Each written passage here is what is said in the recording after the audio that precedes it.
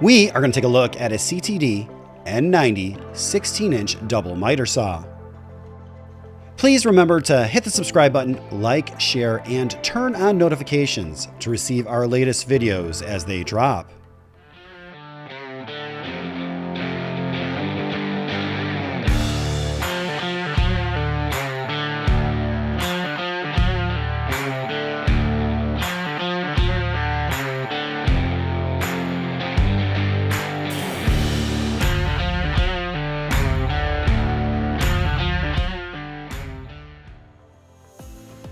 The N90 is a pretty straightforward machine, being that it is a twin 3-horsepower motor machine with twin blades.